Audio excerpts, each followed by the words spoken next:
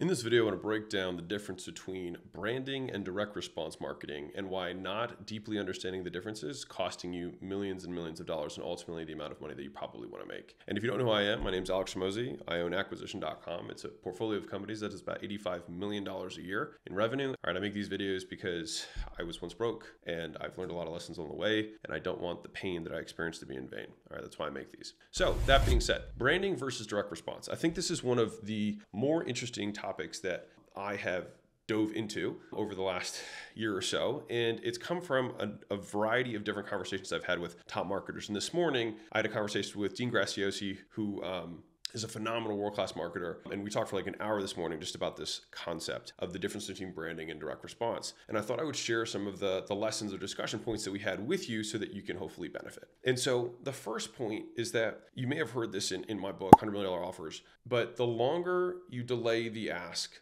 the bigger the ask can be. So for example, if you can use this in any situation, whether you're, courting a lady or a guy or whatever, if in the first 5 seconds you're like, hey, let's go home together. It's like, well, you might have some audience that'd be willing to do that, but the vast majority of people would not be willing to do that. But if you date for, 6 months, then that might be something that would be, almost everybody would be willing to do that after 6 months, depending on whatever beliefs. That's not my point here, but you can get the idea that a higher and higher percentage of people would be willing to take you up on that offer if they had spent more and more time with you. And so the longer the delay, the bigger the ask. And the visual that I like to ascribe to this is the longer the runway, the bigger the plane that can take off. And so the bigger the payload you can get based on the amount you delay. To the same degree, if you've seen Gary Vee, he's an influencer and he owns a marketing agency out of New York. And he spent, I want to say 10 years or 12 years building his personal brand. And then he finally had his ask, which was, hey, buy my NFT. And then within the span of, 6 months, ended up making like $100 million from that NFT launch, right? Now, I would make the argument that the NFT launch itself was actually a direct response marketing play, whereas everything prior to that was really about building the brand. Different examples of this that I think would be important to drive the point home and why I think that many marketers start in direct response and then end up in branding is because of what I'm about to share with you. So please listen closely to this if you are trying to make more money. If you look at most big consumer brands, you look at, Colgate or Crest or, shampoo brands, right, that have been here for a very long time, they're not offering 2-for-1 deals. They're not like, hey, go buy this toothpaste for 50% off, right? That's not actually what they're doing. They're just talking about the products. And if you look at some of these bigger celebrities that exist, you look at Dwayne Johnson, The Rock, built his huge brand and then said, hey, I'm offering this, I'm starting this tequila, you guys should check it out. Conor McGregor built up, his personal brand, then said, hey, check out Proper 12. Kylie Jenner was like, hey, built up her brand, and then she did her lip kits. And so what's interesting is that brand, people are now realizing, is an amazing arbitrage opportunity for maximizing value. And I think part of the reason behind this is that goodwill compounds faster than revenue does. And so hear me out. Think through this with me. If you've seen somebody who's consistently been selling, and this may be you, what happens is you provide value in some way, and then you extract the value that the equity in the relationship through monetizing it through an ask or some sort of right hook, as they say, just getting them to try and buy something, right? And the thing is that whenever you make an ask, you decrease your goodwill, right? And so you kind of have to start over at zero again, and then you build up goodwill, and then you ask, and then it goes back to zero again, right? And so you're constantly depositing and extracting capital in the relationship, and the hope is that it costs you less to deposit than you make on the extraction, right? Like that's fundamentally what like traditional direct response marketing is at its most basic form, right? And the reason it is direct response is that we are actively requesting a direct reply or immediate action as a result of seeing our advertisement, right? Of any kind. To contrast that with branding, what we're doing with branding is that we are reinforcing the values and the stories that people tell about our products and services.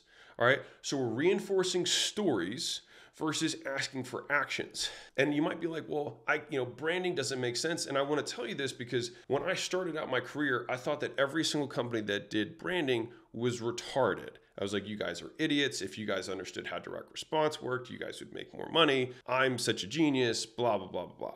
And I was wrong, as I often am. And the more I studied these massive companies, I was like, okay, so all of these companies all do this type of marketing, whereas little old me is doing this quick, jab, right hook, whatever, of just give, ask, give, ask, give, ask, give, ask, and always just, depositing enough value in order to extract the value later. And the thing is people get it. People have seen it. They know the game. And yes, it does work to a limited degree, right? But it's very, very rare to find a massive, massive direct response company. I'm not saying they don't exist, but I would say the preponderance of enormous companies are not direct response based companies. And so why is that? And I would posit, and this is my theory, and this is what I talked to Dean this morning about at length, is the difference between direct response and branding is not the ROI on the advertisement itself, but on the time horizon with which we measure it. All right. And so in direct response, you're always calculating your return on ad spend immediately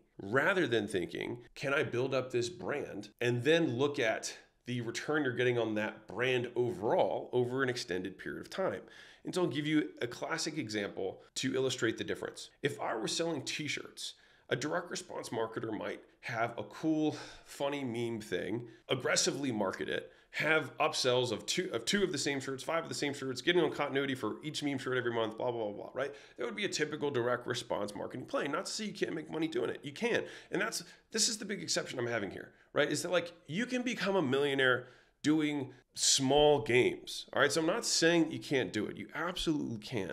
It's just that what type of game would you prefer to play? And I can say that as I've aged or weathered in the game, I continue to shift more and more towards branding, but I do think there's a balance that needs to be struck. But from a branding perspective, in that same example, it would be spending a year talking about what your values are, the stories that you want people to tell about you and your company. And then you can simply put your brand on a t-shirt and people will pay $100 for it, right? And so then what is the return on the advertising you did for that year? Well, if you can sell t-shirts for $100 rather than trying to arbitrage, meme t-shirts and discounts and bundling and doing all sorts of more complex things, and just simply saying, if you believe what we believe, vote with your dollars about the things that you care about. Align with us. And that's fundamentally what branding is. When branding works very well is when what you are saying about your brand clarifies what people are already saying. And so a lot of times people have a general gist of what your brand is. Hopefully it's what you want. Oftentimes it's not. And this is especially true in the direct response marketing community at large, because people say terrible things about the people who are doing their direct response. And so their brand is the reputation and the things that other people say about you, right? And an example that Elon Musk gave in an interview, I can't remember where he gave it, he talked about how the consumer is the one that creates your brand. He said, if you look at, I think he gave the example of Toyota and Ford, but the point is not necessarily the brands, but more so the message, which is, he said, listen, Ford talked about being reliable and being high quality, etc. He said in Toyota, their marketing never said that. And yet Toyota is the company that's known for being reliable and high quality and things like that compared to the Fords, right? And he said, so as much, you can say whatever you want in the marketing messaging, but it has to be true. And so to my interpretation of that is, what you want to do is give people the words to describe your brand that are true, and just give them the words to say rather than trying to redefine the thoughts they have. And I think that is really what comes to effective branding, and doing that deliberately. As an added point to that, this is something that I got from Grant Cardone, which has been one of the really deep and profound lessons I think I got from our 2 conversations we've had about marketing in general. But one, first off, the many people who don't like Grant, you have to appreciate how effective he is at promoting himself and his brand. You have to respect that. All right, you can not like the man, but you must respect what his level of effort and the outcome and the output of his effort, right? I personally have had nothing but positive interactions with Grant, but my point is that you have to respect that. Now, that being said, one of the things that he said that I have really taken with me is the 1 or 2 words that someone will associate with your brand.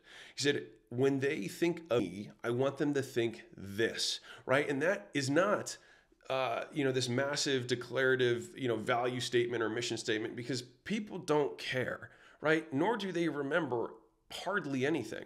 And so if you can get the masses to just remember, oh yeah, he's the real estate guy, he's the business builder guy, right? Which should be more aligned with what we do. We build businesses, and we buy interest in information, coaching, e-learning type businesses that are in a niche, and like that's what I want people to associate. Now they're not going to remember all the stuff that I just said, but if they can just say like he's a digital business builder, digital business investor, right? Either of those things would be things that I would say, okay, that's a positive association. That's the type of association that I want people to make with my brand, right? And the thing is that if I can wait a longer time, which is why most people cannot do this, and why I'm not saying you necessarily have to start branding day one, but if you can be cognizant of what the message that you are relaying in your content and in the advertising that you do, and I'm using advertising by the actual definition, which is to make known, right? When you make your products and services known in the many ways that you do it, if you can reinforce the simple message in every single thing, people will begin, as long as it's aligned with what's true, to say the same things back to you. And that will reinforce the cycle of who you are in the marketplace and what you stand for. And so if branding is a higher ROI activity overall, I believe it is. And I think that there's the many massive companies that exist out there would be great testaments and evidence to that point, is that they don't engage in direct response marketing for the most part, or even at all. To the vast majority of the time, they are talking much more about who they are and what they stand for, right? Why they do what they do, right?